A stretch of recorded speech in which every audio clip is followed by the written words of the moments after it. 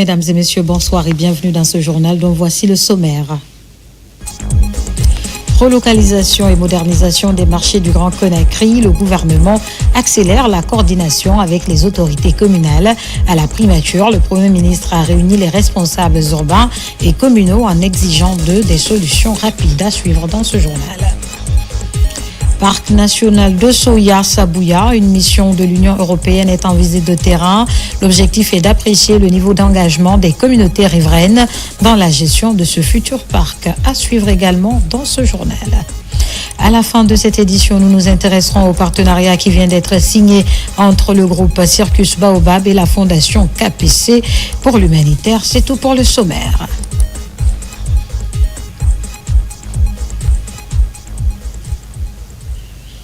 Encore une fois, bonsoir et bienvenue à tous. Dans ce journal, comme annoncé dans les titres, le gouvernement accélère la coordination avec les autorités communales pour la relocalisation et la modernisation des marchés du Grand Conakry. Au Palais de la Colombe, le Premier ministre a réuni les responsables urbains et communaux afin d'exiger des solutions urgentes pour les personnes affectées par les opérations de déguerpissement.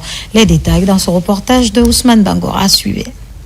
Au Palais de la Colombe, le Premier ministre, chef du gouvernement, a présidé une séance de travail élargie, réunissant la gouverneure de la ville de Conakry, le secrétaire général du ministère de l'Urbanisme, ainsi que les 13 présidents des délégations spéciales des communes de la capitale.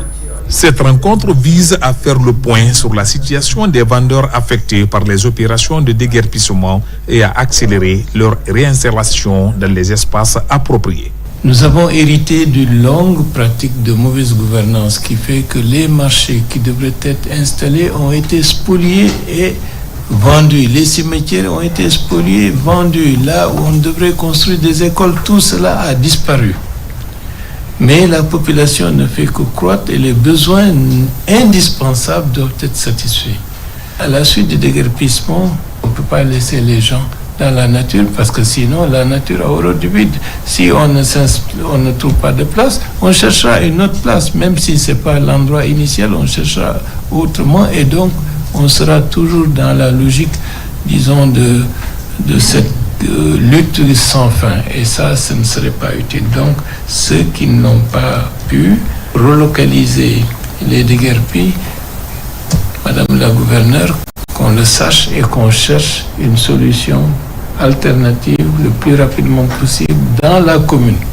Ça, c'est l'urgence. Ça ne sert à rien de régler les questions comme des sapeurs-pompiers et de ne pas éteindre définitivement le feu.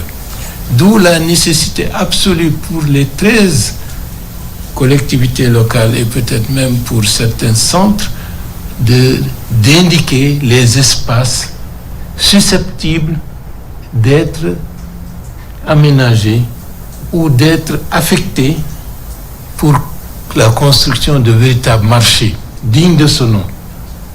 Parce que c'est ça la solution définitive. Mais il faut trouver l'espace et à partir de ce moment-là, on mettra tout en œuvre pour rechercher les financements et les modalités, disons, d'accompagnement par plusieurs bailleurs pour qu'on puisse construire des marchés dignes de ce nom. Dans la même dynamique, les 13 communes ont été invitées à soumettre des propositions d'espace dédiées à la construction provisoire de marchés. La gouverneure de la ville de Conakry a pour sa part présenté l'état des dispositions déjà engagées sur le terrain. À date, toute la Guinée a vu le marché de Anko 5 est en train d'avancer à grands pas pour le recasement des femmes déguerpies sur le marché de Anko 5. Matoto, la même chose. Et Matam, pour ceux qui ont été dégagés à Madina, un endroit est en train d'être trouvé à Matam, mais aussi la reconstruction imminente du marché de Avaria en hauteur pour pouvoir contenir les femmes des marchés. Il y a aussi le marché de Lambagny, mais aussi Sanoya. Toutes les communes concernées au niveau des marchés, la situation est sous contrôle, sous l'autorité du Premier ministre, chef du gouvernement, et toutes les entités concernées sont à pied d'œuvre pour trouver ces solutions très rapidement.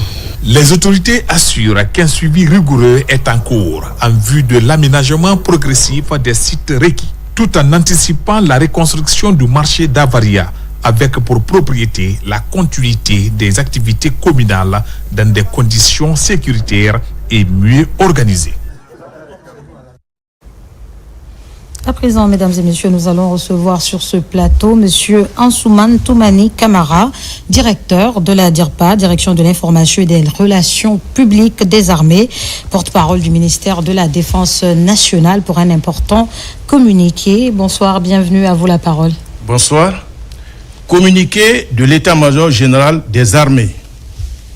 L'état-major général des armées informe l'opinion nationale et internationale que le dimanche 22 février 2026, quelques dizaines de militaires sierra-léonais armés ont pénétré sans autorisation sur le territoire guinéen dans le district de Koudaya, sous-préfecture de Sandélia, préfecture de Farana. À cet endroit situé à 1,4 km de la ligne frontalière, précisément au point coordonné 9 degrés 59 minutes 4,9 secondes nord, 11 degrés 11 minutes 17,6 secondes ouest, ils ont installé une tente et hissé leur drapeau national. Alertés, les forces armées guinéennes se sont immédiatement déployées sur les lieux. Sur place, elles ont constaté la présence d'éléments militaires sierra-léonais et ont réussi à interpeller 16 d'entre eux, tout en saisissant leurs matériels et équipements. Les militaires interpellés et leurs objets saisis ont été mis à la disposition de la police judiciaire pour des fins d'enquête. L'état-major général des armées félicite les unités engagées pour leur réactivité et leur sens du devoir. Par la même occasion, il appelle les forces de défense et de sécurité à renforcer la vigilance et à rester mobilisés pour la protection et la défense de l'intégrité territoriale de Guinée. Conakry, le 24 février 2026, le chef d'état-major général des armées, général de corps d'armée Ibrahima Souri Bangoura. Je vous remercie. Merci donc à vous, monsieur Ansoumane Toumani Camara, directeur de la DIRPA, Direction de l'information et des relations publiques des armées, porte-parole du ministère de la Défense nationale, qui était donc sur ce plateau pour la lecture d'un important communiqué. Nous poursuivons ce journal à Bokeh, clôture des débats sur les audiences criminelles. Après des réquisitions et plaidoiries, suivi des confrontations des pièces, des vérités et contre-vérités des accusés à l'audience, le tribunal a rendu sa décision, des sentences marquées par des acquittements et des peines de prison allant de 30 ans à la réclusion criminelle à perpétuité contre ceux reconnus coupables des cas de crimes graves. Depuis Bokeh, Younoussa Tawel Kamara et Kerno Younoussa Bar. Fin des débats dans la première session criminelle de l'année 2026 au tribunal de première instance de Bokeh. Il a fallu 3 semaines d'interrogatoire des accusés, d'audition des parties civiles, des débats contradictoires entre les avocats de la défense et le ministère public pour que le juge audiencier prenne sa décision. Outre des acquittements, le tribunal a prononcé de lourdes peines à ceux qui sont reconnus coupables. Déclare Amara Touré coupable des faits d'assassinat qui lui sont reprochés. Pour la répression, le condamne à la réclusion criminelle à perpétuité assortie d'une période de sûreté de 30 ans. Déclare Lamine Traoré coupable des faits de viol mis à sa charge. Pour la répression, le condamne à 20 ans de réclusion criminelle. Déclare Alia Kamara non coupable des faits de viol mis à sa charge. En conséquence, le renvoi des fins de la poursuite pour crime non imputable.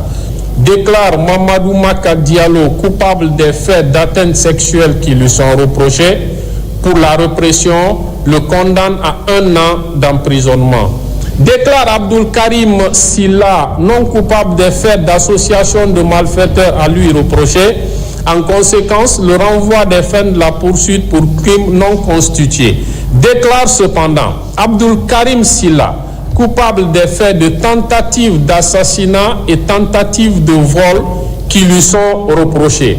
Pour la répression, le condamne à 15 ans de réclusion criminelle. La liste des condamnés est longue. Mamadou Tafsirba, coupable des faits d'assassinat, écope de 30 ans de réclusion criminelle. Mamadou Bobo Diallo, lui, a été condamné à 15 ans pour viol, tandis que Mamadou Diankoulibali, coupable des faits de viol, va purger 3 ans de prison. Cette clôture a été marquée par des condamnations, mais aussi des acquittements. En tout état de cause, nous, représentants de la société, nous sommes satisfaits, très satisfaits des peines prononcées et des acquittements que nous avons suivis à l'audience. Aussi, le tribunal constate l'extinction de l'action publique à l'égard de Djibril Kamara pour cause de décès, alors que Seydou Bassouma, alias Varane, et Souleymane Silla, alias Bellingham, coupables des faits d'assassinat, sont condamnés à la perpétuité. Deuxième grand titre de ce journal, dans le cadre de l'exécution du projet Natura, une mission conjointe Union européenne, cantonnement forestier et autorités locales de Ourekaba était récemment à Tonfoli et à Sogoroya pour apprécier le niveau d'engagement des communautés riveraines dans la gestion du futur parc national Pinceli Soya Sabouya. Les détails dans ce reportage de Mamadou Paté-Baldé, notre correspondant basé à Mamou.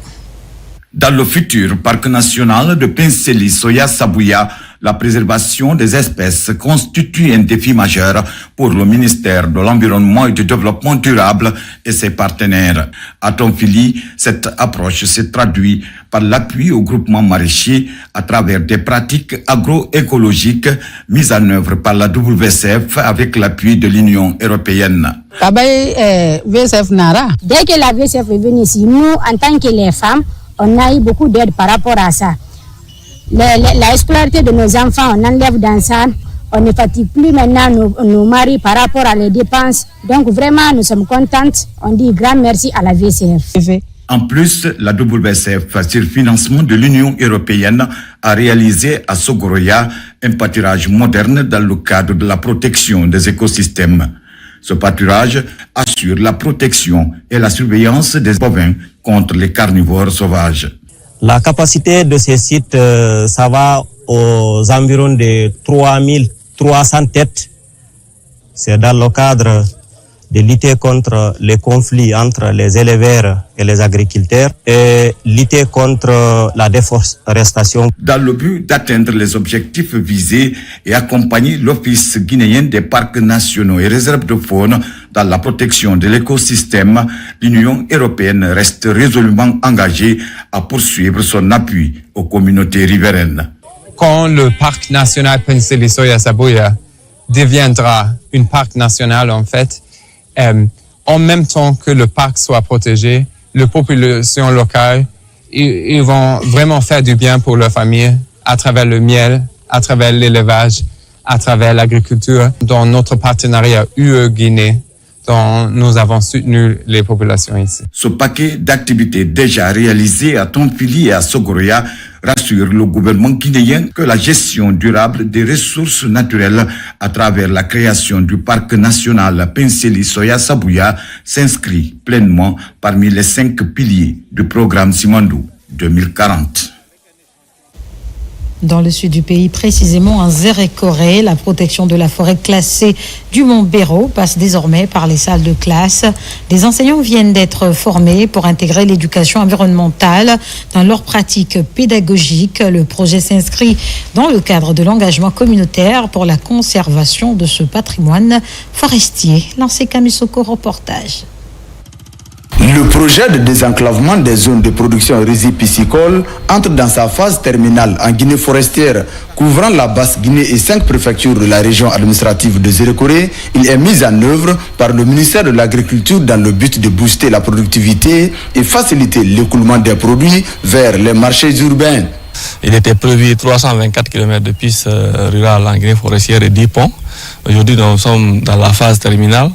Et nous avons achevé 260 km de pistes réceptionnées définitivement.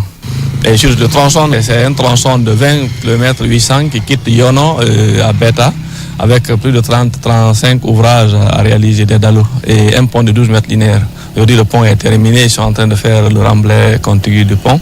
En réceptionnant provisoirement les tronçons déjà achevés, cette mission du ministère de l'Agriculture et de ses partenaires de l'Agence française de développement AFD a également fait des recommandations conformément au cahier des charges. Le constat, c'est que sur les pistes réceptionnées provisoirement, les travaux ont été exécutés selon le cahier de charges, en tout cas établi au démarrage de ces travaux, même si la maîtrise d'ouvrage, disons déléguée, a eu quelques réserves et que l'entreprise va prendre en compte ces réserves et d'ici la date d'achèvement technique des travaux. À peine mises en service, ces pistes rurales font déjà le grand bonheur des usagers qui étaient autrefois confrontés à des difficultés énormes d'accès. Avant, la route était mauvaise, mais actuellement, grâce à ce projet, la route, ça va un peu. Et je viens de quitter Aloula comme ça, je n'ai même pas fait 2 heures sur la route, je suis rentré chez moi. Cette initiative de pistes rurales émane de la volonté des autorités guinéennes à lutter contre l'insécurité alimentaire et nutritionnelle par le biais du désenclavement des zones de production agricole du pays. Nous poursuivons ce journal. Le général de brigade Amara Silla vient d'achever une mission de prise de contact au bataillon autonome de Farana et les compagnies d'infanterie de Dingirai, d'Abola et Marela. Cette tournée s'inscrit dans le cadre du renforcement de la cohésion et de la coordination entre le commandement régional et les différentes unités déployées sur le terrain. Partout, le commandant de la 3e région militaire a mis un accent particulier sur le professionnalisme, la discipline et le sens et le vœu du devoir des forces de défense et de sécurité sur le terrain. Adjudant-chef Omar Kamara, correspondant de la presse militaire. Le commandant de la 3e région militaire de Kankan, le général de brigade Amara Silla, a bouclé sa tournée de prise de contact dans les unités relevantes de sa sphère de commandement. Une tournée qui a pour objectif de répercuter le message de félicitations, d'encouragement du chef de l'État, le président Mamadou Doumbouya, aux forces de défense et de sécurité, puis de la hiérarchie militaire, d'une part, ensuite s'imprégner des réalités opérationnelles du terrain. Je suis porteur de message du chef d'état-major de l'armée de terre et toute la hiérarchie militaire pour d'abord vous remercier de la discipline que vous avez bien observée, les événements qui se sont succédés. Je vais dire le référendum, les élections présidentielles. Ils m'ont également chargé de vous dire de redoubler d'efforts. Certes, nous le savons que vous travaillez main dans la main et que aujourd'hui la défense et la sécurité de la zone qui vous incombe, vous l'assurez correctement. Le commandant de région a martelé sur la vigilance et la redynamisation de cette sécurité. Une initiative saluée par le commandant des unités traversées. Le général de brigade Amara Silla a mis l'occasion à profit pour rendre visite aux notables en vue du renforcement des relations civilo-militaires. Ces sages réaffirment leur engagement à accompagner les forces de défense et de sécurité dans l'atteinte de leur mission régalienne. Si nous sommes en sécurité, c'est grâce à vous. Nous sommes contents de votre arrivée ici. De la compagnie d'infanterie de Dingirai à celle de Daboula en passant par Marela et le bateau autonome de Farana, le général de brigade Amara Silla a invité les hommes en uniforme à plus d'engagement au renforcement de la sécurité intérieure de l'une de nos frontières. Dans l'actualité encore, renforcement du capital humain, l'École nationale d'administration ENA de Guinée pourrait ouvrir ses portes en juin prochain. Le ministre de la modernisation de l'administration et de la fonction publique tient au respect de ce délai. Faya François Borono était ce mardi à Kenende dans Dubreka pour s'enquérir de l'évolution de ce chantier structurant, une présence qui a permis de rassurer les entreprises contractantes autour de quelques contraintes techniques et financières. Le siège de la future ENA peut être livré à temps. C'est du moins ce que nous rapportent Moussa Namina Keita et Mamadi Terna Kamisoko. Symbole de la souveraineté administrative, le projet d'École nationale d'administration ENA de Guinée approche de sa phase d'achèvement. Les travaux exécutés à hauteur de 60 à 70% selon les différents lots ont connu un léger ralentissement ces dernières semaines. Pour accélérer le processus et lever les contraintes techniques constatées sur le terrain, le ministre de la modernisation de l'administration et de la fonction publique s'est rendu sur le site. Faya François Borono, en homme pressé, identifie les zones de blocage, impulse une nouvelle dynamique en vue de l'ouverture officielle de cette école d'excellence appelée à former les futurs cadres de l'État. J'avais remarqué comparativement au rythme du début, une certaine variation à la baisse qui a été expliquée par l'écart aujourd'hui constaté entre le taux très avancé d'exécution physique par rapport au taux d'exécution financière qui est autour de 40%. Donc cet écart un peu pèse sur les entreprises qui sont chargées d'exécuter les travaux. Et donc ça nous permet aujourd'hui de tirer les leçons et voir comment se réorganiser pour accélérer le paiement des décomptes en cours, parce que nous comptons dans la planification ouvrir les portes de l'école pour la première promotion de l'ENA autour du mois de juin. Monsieur le ministre est venu ce matin pour nous galvaniser et pour nous encourager pour qu'on puisse continuer. Et je sais qu'on ne va pas arrêter les travaux. Nous sommes à 60-70% du taux de réalisation physique et un taux de décaissement de 40%. Cela veut dire combien de fois nous repartons, et c'est parce qu'on a confiance à l'État, on a confiance à Monsieur le ministre. Implantée sur un site de 6 hectares à Kenende dans la préfecture de Dubreka, la future ENA comprendra plusieurs infrastructures modernes, des salles de cours équipées, un grand amphithéâtre et un bloc administratif. Le complexe intégrera également une infirmerie, un restaurant, des espaces de détente et des terrains de sport. Les professeurs qui sont chargés de donner des cours sont quasiment identifiés. Certains qui seront des professeurs affiliés à l'école, donc qui seront comme des fonctionnaires de l'école, mais une grande partie des enseignants et professeurs qui donneront des cours ici ne seront pas fonctionnaires. Ça va être sur la base de la contractualisation. C'est pour vous dire que je suis très satisfait de ce niveau d'avancement. Structuré en 5 lots, ce chantier d'envergure inclut également la construction d'une route d'accès de 2 km. À travers cette initiative, les autorités guinéennes affichent leur volonté de renforcer un capital humain national capable de répondre efficacement aux défis du développement. Gouvernance éducative, la Guinée poursuit son programme de digitalisation dans le secteur. Ce matin, le processus d'immatriculation systématique des élèves a été officiellement lancé par le ministre Alpha Bakar Barry. À l'image du secondaire, le primaire se dote aussi d'un identifiant unique. Pour les élèves, la plateforme d'immatriculation vise à garantir le parcours scolaire de chaque élève afin d'archiver ces données. Abdul Aziz Baldé. C'est un pas géant pour le système éducatif en Guinée, plus précisément au niveau primaire. Un processus d'immatriculation systématique des élèves est lancé ce mardi à Conakry. Devant les chargeurs des examens et les gestionnaires des bases de données, la nouvelle plateforme est présentée par le directeur général des examens et son utilité largement expliquée.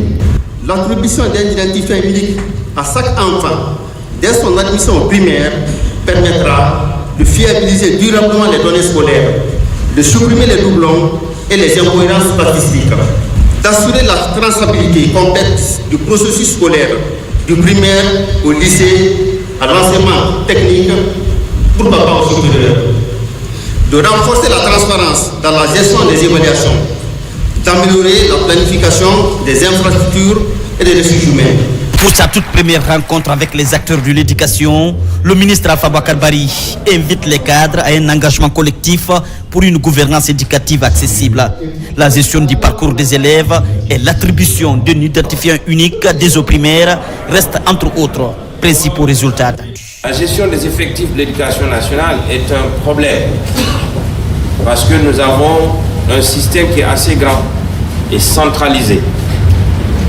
Ce système ne peut survivre dans son approche actuelle que si nous avons un système de gestion de données efficace. Nous nous réjouissons à plus d'un titre. Pourquoi? Parce que ça va nous aider à maîtriser nos données. Ça va nous aider à avoir des statistiques réelles, des statistiques conformes à celles qui évoluent sur le terrain. Parce que quand tu as des données réelles, ça t'amène à pouvoir prendre des décisions. Pendant des jours de travaux, ces acteurs de l'éducation vont se familiariser avec plusieurs modules sur l'ère numérique. Au-delà de son aspect technique, cette réforme constitue une avancée significative pour le repositionnement de l'éducation nationale. Et pour encourager l'éducation nationale et l'apprentissage professionnel, plusieurs initiatives voient jour à travers le pays. À Conakry, une vingtaine d'étudiants sont ciblés pour le prix de l'assiduité. Des ordinateurs sont offerts pour favoriser l'usage de cet outil en milieu estudiantin. Aboubakar Diaby, Mohamed Saleh Bangora. À Conakry, le prix de l'assiduité continue d'être décerné aux meilleurs étudiants rompus à la tâche. Au compte de sa 4e phase, cette récompense éducative vise les étudiants de l'école supérieure de commerce et de management située au quartier Lambagny. Elle intègre un don d'équipement constitué d'ordinateurs pour faciliter l'apprentissage en faveur des étudiants inscrits en licence et master ainsi que du BTS. Il n'y a pas un critère fixe.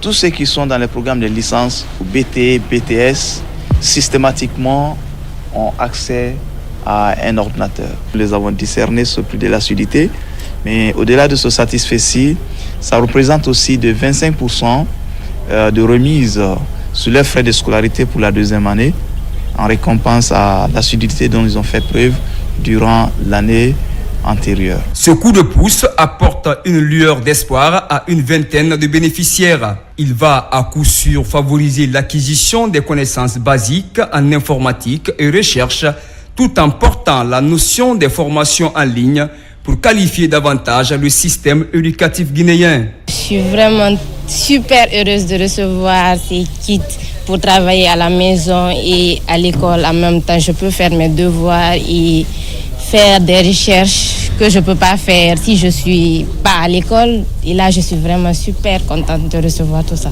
Et aujourd'hui, c'est vraiment une réalité. Les tablettes pour ceux qui suivent la formation en ligne, c'est-à-dire les cours à distance. Et nous qui sommes non seulement dans le département informatique, mais aussi pour les autres départements, nous avons reçu nos kits informatiques. Avec cette action caritative, c'est une promesse qui se réalise pour faciliter l'acquisition des outils pédagogiques et professionnels. Elle est réalisée par la direction de ESUP Guinée Sherbrooke Academy, à l'effet de lier la théorie à la pratique. Dans un autre registre, des tonnes de vivres, de non-vivres et une importante somme d'argent pour les étudiants sinistrés de l'ISAF de Farana. C'est une assistance sociale de la 39e promotion de l'Institut. Elle exprime ainsi sa solidarité aux victimes suite à l'incendie qui a tout ravagé sur son passage. Des précisions avec Ibrahima Oulé Fofana, notre correspondant régional basé sur place. Une importante quantité de denrées alimentaires, des vêtements et une forte somme d'argent. Il s'agit d'un don destiné aux étudiants sinistrés du récent incendie qui a réduit en cendres le contenu du dortoir des étudiants. Un geste samaritain de la 39e promotion de cet institut. Nous, de la première promotion du tronc commun, nous avons jugé nécessaire de venir donner un coup de main symbolique dans l'élan de solidarité pour dire à nos frères qu'ils ont perdu du matériel. Dieu merci, c'est du matériel qui est par eux, ils sont là. Ils pourront avoir mieux que ça, tout en leur disant que tout ce que Dieu fait est bien. Depuis que nous avons enregistré cet incendie, il y a eu plusieurs soutiens, il y a eu des donateurs qui sont venus aussi nous assister, mais cette fois-ci, la venue de mes anciens étudiants vraiment a été une très bonne chose et j'avoue que nous sommes très contents. Lorsque les produits que vous formez viennent vous soutenir à des moments difficiles, vous êtes très satisfaits et ça vous donne le courage encore de faire plus pour les enfants d'autrui. Ce geste magnanime de la 39e promotion de l'ISAF de Farana est très significatif pour les étudiants sinistrés. Nous sommes venus pour qu'on puisse partager cette douleur ensemble. Nous ont montré que nous sommes leurs frères. C'est Dieu qui a voulu. Ils sont venus pour nous secourir, faire des dons pour oublier tout ce qui est arrivé, confier ça à Dieu. Au nom de M. le gouverneur, au nom de toutes les autorités, nous leur disons grand merci. Leurs dons fait suite à ce que l'État, à travers le ministère de l'Enseignement supérieur et de la Recherche scientifique, venait de poser comme acte. Mais aussi les dispositions idoines prises pour la rénovation, la réfection des dortoirs, sans oublier les mesures provisoires d'hébergement des étudiants sinistrés. Cette remise de dons a été précédée de ce cadre religieux. Un sacrifice, des prières et bénédictions en faveur du pays. Et disons qu'à l'issue de l'incendie survenu au district de Kodjourong, dans la préfecture de Mandiana, l'Agence nationale de gestion des urgences et catastrophes humanitaires, Anguche, a vite réagi au nom du gouvernement. En venant en aide aux sinistrés, des vivres et non-vivres sont mis à la disposition des victimes pour réparer des dégâts. C'est un reportage de Diamant Kaba. L'Agence nationale de gestion des urgences et catastrophes humanitaires, mobilisée dans le district de Kodjourou, sous-préfecture de Mamouroudou, dans Mandiana, pour redonner le sourire aux victimes d'incendie. Sur cette place publique, la grande distribution des vivres et autres articles de première nécessité traduit la vision du chef de l'État. Le coup de pouce vient remonter le moral des victimes. À la suite de ces évaluations, nous sommes là ce matin pour apporter une assistance en vivre et non vivre à la communauté de Kodjourou, sous-préfecture de Mamouroudou. Et nous avons apporté 550 tôles de feuilles, 110 sacs de riz de 50 kilos et 55 bidons d'huile de 10 litres pour alléger la souffrance de la communauté de Kodjourou. Aujourd'hui, nous nous sommes mobilisés avec toutes les autorités préfectorales, sous-préfectorales et communales pour venir apporter au nom de notre cher président, M. Mamadi Doumbouya, président de la République, chef de l'État, pour son assistance à l'endroit des sinistrés de cet incendie. Cet appui humanitaire fait partie des nombreuses mesures prises pour répondre aux besoins des sinistrés. Par cette réponse d'urgence, ces familles en détresse peuvent envisager l'avenir avec un peu plus de sérénité et de confiance. Dans nos différents foyers, la joie est immense d'avoir réceptionné ces dons de l'État. Cette réponse d'urgence va beaucoup nous aider. La présence de l'État à nos côtés nous démontre une fois encore l'importance de l'anguiche. Hier, on avait tout perdu, mais aujourd'hui, le drame est devenu un souvenir grâce à l'appui de l'État. Bien que marqués par l'épreuve, les bénéficiaires de cette solidarité nationale redécouvrent peu à peu la joie de se retrouver ensemble, soutenus par l'anguiche qui se mobilise pour les aider à surmonter cette période difficile. Dans le volet humanitaire, toujours à la Cité de Solidarité, la société AGB2A GIC vient de faire un don de vivres aux locataires. Il est essentiellement composé de riz et de sucre. L'objectif est d'accompagner cette couche en ce mois saint de Ramadan et de Carême. La donation a été accueillie avec gratitude par les bénéficiaires. Bakary Banda Kondé, reportage. En cette période de Ramadan, la société AGB2A GIC a fait don de vivres aux pensionnaires de la Cité de Solidarité. Un geste de générosité qui vise à soutenir les personnes vulnérables à travers des ressources alimentaires nécessaires pour le repas durant ce mois sacré. C'est une activité que nous tenons chaque fois en tant que société minière guinéenne, en tant que Guinéens, pour solliciter, pour accompagner nos frères durant cette période de mois de Ramadan. Nous voulons marquer, d'accord, nos actions pour permettre aux autres de nous imiter et vouloir faire aussi comme nous. L'ensemble des vivres comprend du riz et du sucre principalement. Ils vont aider les bénéficiaires à vivre le Ramadan dans de meilleures conditions. Les responsables de la cité ont exprimé leur gratitude, soulignant combien ce soutien était important durant cette période. Vraiment, c'est pas la première fois. Nous, la famille de la Cité de Solidarité, on réservoir les grandes sociétés ici. On a déjà, depuis plusieurs années, on compte comme ça.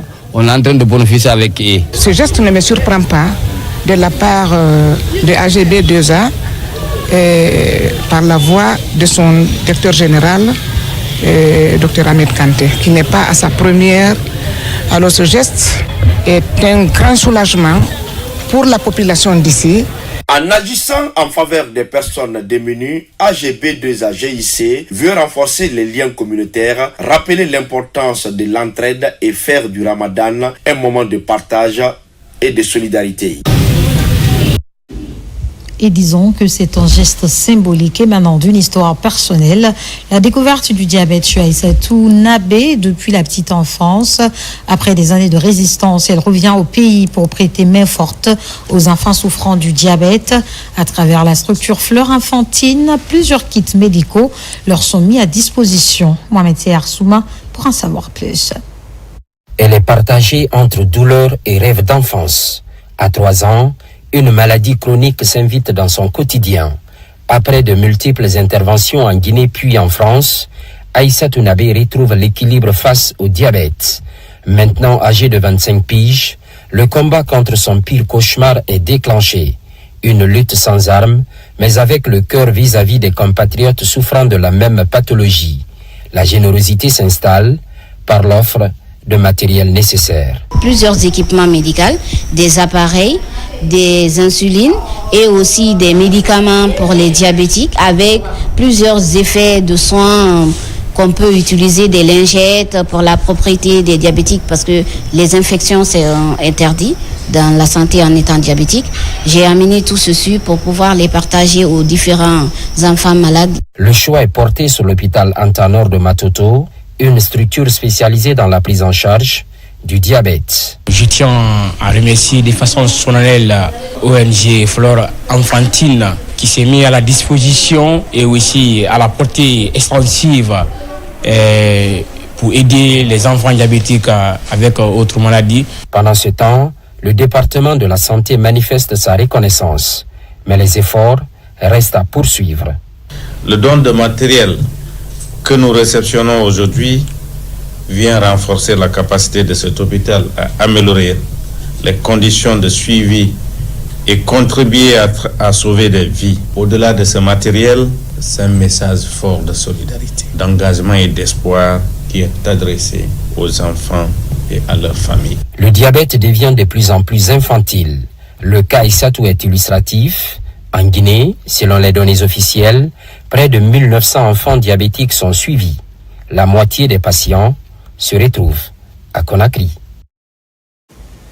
Intéressons-nous à présent à ce don d'équipements médicaux à l'hôpital préfectoral de l'Elouma. C'est un geste de la coordination des associations de la commune urbaine de l'Elouma en France et ses partenaires. L'objectif est d'améliorer la qualité des soins et sauver la vie des concitoyens. Ce don vient ainsi renforcer les efforts du gouvernement quant à l'amélioration sanitaire qui reste une priorité inscrite dans le programme Simandou 2040. Sarafdine Diallo, Nabila Moussa Kamara. Ce don de matériel médical comprend notamment des lits médicalisés, des brancards, des fauteuils de soins et des chariots d'urgence. Un geste de la coordination des associations de la commune urbaine de l'Elouma en France, déterminée à sauver des vies à l'hôpital préfectoral de l'Elouma. À travers cette action, l'objectif poursuivi est clair. Renforcer concrètement les capacités de l'hôpital de l'Elouma et améliorer les conditions de prise en charge des patients dans un esprit de solidarité durable, de responsabilité collective et de partenariat respectueux des engagements pris.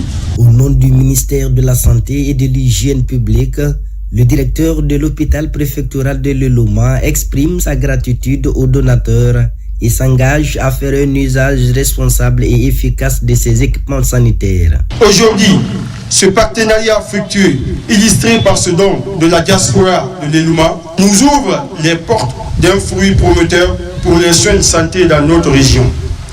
Nous avons désormais l'opportunité d'améliorer considérablement le diagnostic, le traitement de nombreuses affections. Aujourd'hui, nous célébrons bien plus qu'un simple don de matériel médical. Nous célébrons un élan de solidarité, un acte de patriotisme local, un engagement sincère de nos fils et filles de l'Elouma, de la diaspora envers leur terre natale. La coordination des associations de la commune urbaine de l'Elouma en France poursuit depuis plusieurs années des actions citoyennes et patriotiques en faveur du développement de leur préfecture. Par ailleurs, la salle des congrès du Palais du Peuple a récemment servi de cadre à la célébration du mérite politique en Guinée, intitulée La Nuit du mérite et de la reconnaissance. L'événement est à sa première édition. Il est organisé par l'Association des femmes des communautés membres de l'Union africaine. C'est un reportage de Mikine Moussa Kamara et Abdoulaye Diallo. En 2025, le peuple de Guinée a voté pour élire son président de la République et adopter sa nouvelle constitution dans un climat calme. Une maturité politique due à l'implication majeure de 3 personnalités d'exception. Mamadi Doumbouya, président de la République, Amadou Ouriba, premier ministre chef de gouvernement, et Yenabou Touré, la directrice générale des élections. Pour encourager la culture du mérite et de l'excellence en Afrique, une soirée est organisée à Conakry par l'Association des femmes des communautés membres de l'Union africaine. Elle est intitulée « La nuit du mérite et de la reconnaissance » dans sa première édition. Je remercie le président de la République, M. Doumbouya. Il a confondu tout le monde. Pas de Peul, pas de Malinké, pas de Soussou. Tout le monde, tous les Guinéens sont unis. Donc pour cela, on a organisé cette soirée de mérite, de reconnaissance politique. Bon, je suis très émue, très contente et c'est en l'honneur de toutes les femmes de Guinée, et précisément en l'honneur des femmes de la Direction générale des élections, du MATD. Et ce prix montre à suffisance que les femmes peuvent occuper des hautes fonctions, des postes de responsabilité et l'assumer avec brio comme les hommes. Donc nous devrions continuer à nous donner la main, travailler ensemble. Cette organisation est représentée dans 54 pays. Elle a pour mission de promouvoir la démocratie, la paix et le développement. Je suis ému. Je suis très ému. Et c'est normal d'encourager quelqu'un dans son travail. Là, ça va lui donner le courage de faire beaucoup. Une pléiade de célébrités de la musique africaine sont de la partie pour rendre hommage à ces personnalités accomplies. Pour finir, signature d'une convention de partenariat entre la troupe Circus Baobab et la fondation KPC pour l'humanitaire. L'enjeu est double, faciliter la formation et créer l'emploi par le biais de la promotion du spectacle vivant. Ce contrat de 3 ans renouvelable met le secteur privé au service du premier groupe de cirque en Afrique de l'Ouest. Fodé Camara. Depuis plus de 2 décennies, la troupe Circus Baobab porte très haut le tricolore national sur des scènes internationales par des prestations artistiques dynamiques, mêlant savamment acrobatie et danse traditionnelle. Pour redynamiser ce groupe de cirque contemporain de renommée mondiale, la fondation KPC pour l'humanitaire vient de sceller un contrat de partenariat avec la direction générale de Circus Baobab sous l'égide du ministère de la Culture, du Tourisme et de l'Artisanat. Ce qui se passe aujourd'hui avec une forte symbolique, c'est quelque chose qui doit inspirer, qui doit être multiplié afin que le secteur de la culture ne soit pas que l'apanage en termes de financement et d'accompagnement de l'État, qu'il ne puisse pas compter que sur le budget national de développement, qu'il puisse également être promu, valorisé, sauvegardé avec l'accompagnement du secteur privé. Aujourd'hui, cette alliance stratégique va servir de tremplin pour la formation et l'insertion de ces jeunes passionnés d'art acrobatique, accompagnés par la voix envoûtante de l'artiste Petit Kanya. La chorégraphie de ces jeunes pétris de talent a émerveillé le PDG du groupe Guico Press lors de l'investiture du chef de l'État, Mamadi Doumbouya.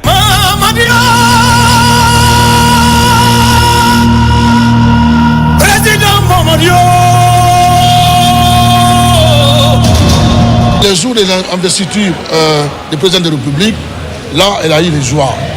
D'un seul coup, j'étais là, elle m'a appelé, elle me dit, il n'a jamais vu ça. Elle me dit, vous êtes mérité de vous accompagner, parce que je n'ai pas entendu que vous n'avez pas travaillé parce que vous n'avez pas de fonctionnement. Je n'ai pas entendu que vous n'avez pas travaillé parce que vous n'avez pas payé votre local. Les jeunes n'ont pas mangé.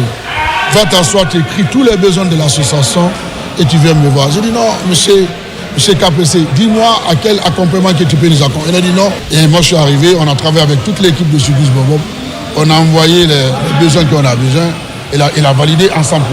Soutenir Circus Baobab, c'est soutenir des talents, mais aussi des destins. C'est investir dans une jeunesse qui mérite d'être encadrée, valorisée et encouragée. Avec l'accompagnement des mécènes et des pouvoirs publics, Circus Baobab, le premier groupe de cirque d'Afrique de l'Ouest, s'engage à promouvoir davantage l'image de marque de la Guinée à l'international par des spectacles débordants d'énergie et de créativité. C'est cet élément, mesdames et messieurs, qui met fin à ce journal. Remercie à tous de l'avoir suivi. L'actualité se poursuit sur nos antennes. Guinée, notre paradis, terre de richesse, d'opportunités et d'innovation. Bonsoir.